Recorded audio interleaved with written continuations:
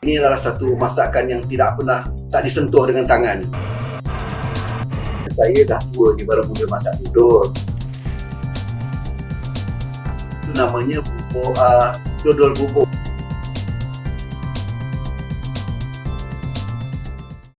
Teluk Intan, Perak terkenal dengan sebuah menara condong yang terletak di tengah bandar yang telah menjadi tarikan bagi pelancong luar.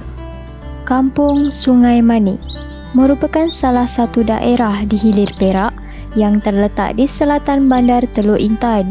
Suasananya yang dikelilingi sawah padi menjadikan Sungai Manik terkenal dengan sektor pertanian tersebut. Selain daripada penanaman padi, perusahaan dodol juga dijalankan di dalam kampung Sungai Manik. Sungip Markon atau lebih dikenali Wak Sungip merupakan pengusaha dodol yang telah berkecimpung selama lebih 6 tahun dalam perniagaan ini. Dulu tolong-tolong je. Jadi bila tengok abang saya masak dengan resipi-resipi dia, saya pun ikutlah. Jadi resipi ni biasa resipi turun-temurun lah daripada arwah mak saya dulu, daripada abang saya, kemudian saya lah meneruskan. Perniagaan dodol yang diberi nama Dishaf Enterprise telah dijalankan sebagai perniagaan keluarga untuk memudahkan kerja masakan sehingga pembungkusan. Bahan-bahan dilakukan oleh abang suami lah ya, Wak Sungip. Then untuk bahagian masak kita bahagi kepada anak.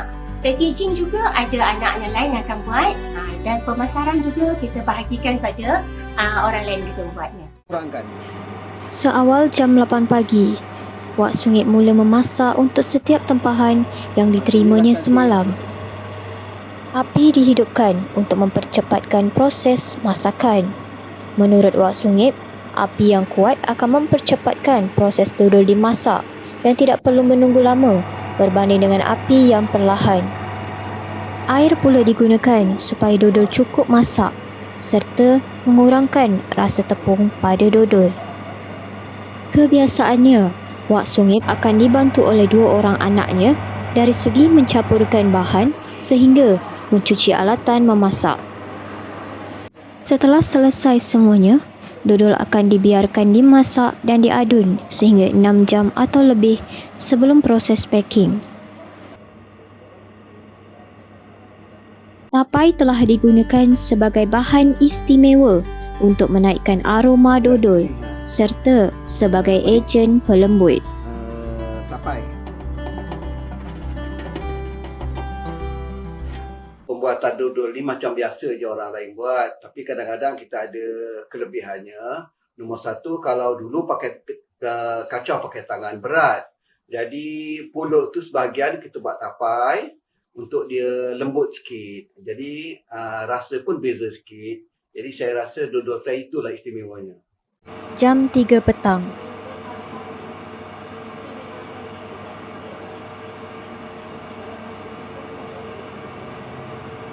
Kelikatan yang terpancar pada tekstur dodol telah menandakan ia sudah cukup dimasak dan sedia untuk diangkat.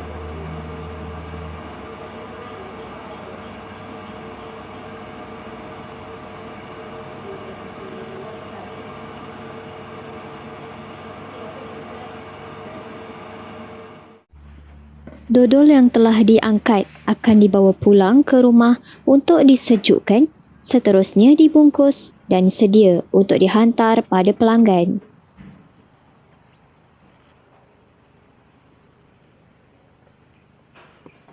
Hari ni masaknya di meja lebih sikit je. Kadang-kadang sampai 7 jam. Cukup masak. Kalau banyak masak nanti tak laku koi.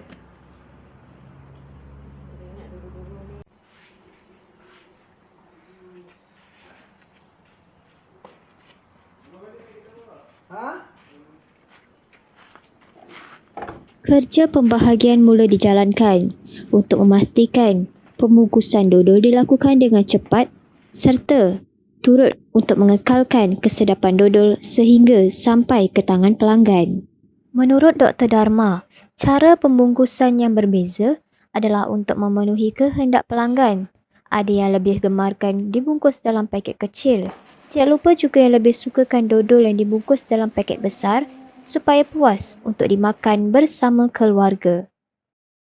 Untuk kita memberikan produk ni lebih lagi dikenali ramai, jadi kita biasanya akan membawa sampel ya kepada pelanggan, terutamanya di kedai-kedai ataupun di toko-toko mart kan.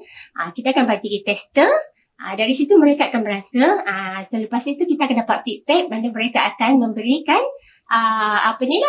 sama ada mereka suka ataupun tidak pada dodol kita, dan dari situlah kita nampak continuous pembelian daripada pelanggan-pelanggan. Dan begitu juga di online, kita akan berikan, contohnya kita akan beri sampel dahulu ya, sebungkus macam tu, dan apabila mereka rasa okey, mereka akan contact kita. Begitulah cara kami untuk melebarkan lagi perniagaan kami supaya dodol ini lebih diterima oleh masyarakat.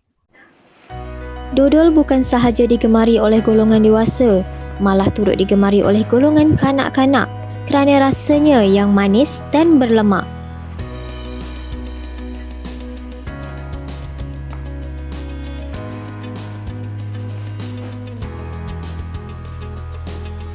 Oleh sebab itu, Wak Sungip dan Dr. Dharma mula membuat dodol yang dibungkus dalam paket yang lebih kecil supaya mudah untuk dimakan oleh kanak-kanak.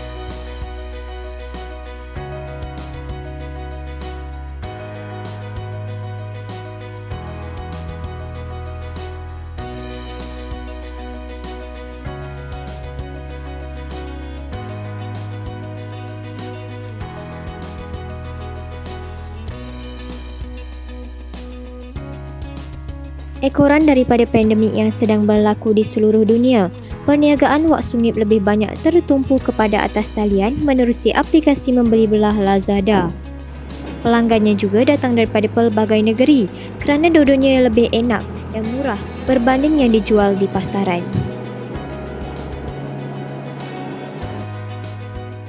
Setiap yang manis pasti ada dukanya. Perniagaan dodol yang diusahakan oleh Wak Sungip pernah mengalami kerugian yang teruk. Kami berada dalam keadaan waktu peak ya. Waktu bulan puasa nak dekat raya, tempahan banyak. 2 kawah kami punya dodol rosak disebabkan oleh gula merah kemungkinannya. Dia tak berapa elok ya, menyebabkan habis semua 2 kawah dodol kami tidak boleh dipasarkan dan kami juga tidak dapat menampung permintaan pelanggan pada ketika itu. Perniagaan Wak Sungip mendapat tempat di hati pelanggan kerana aroma dan rasanya yang berbeza. Dodol ni saya selalu makan sebab pengusahanya dulu selalu bagi sebagai buah tangan semasa sama-sama bekerja. Jadi makan selalu beli untuk makan sejak hari ke ataupun sampingan gajian tu. Memang power tu sedap, lemak berkelin berbanding dodol lain. Setengah tu ada yang kita dah lama tak ada selera nak makan, ada berbau, dan ini boleh makan sepanjang masa, padu.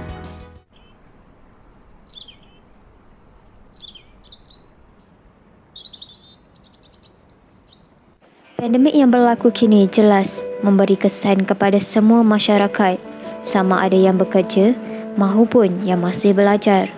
Wak Sungip juga tidak terkecuali menerima kesannya yang teruk terhadap perniagaannya. Ada orang nak kahwin, dia dah order banyak, kita dah beli bahan, tiba-tiba tak boleh buat kenduri, jadi dibatalkan. Jadi itulah masalah utama. Kemudian nak hantar, bila menghantar banyak kedai-kedai makan tutup. Jadi jualan tu hanya 1/3 daripada biasa je sekarang. Walaupun dodol berasal dari negara seberang, ia telah menjadi makanan wajib untuk rakyat Malaysia, terutama pada hari lebaran dan majlis-majlis penting kerana keenakannya yang tiada tolok bandingan. Kini, pelbagai jenis variasi dodol dapat kita lihat dan ia masih menjadi makanan kegemaran untuk seluruh rakyat Malaysia.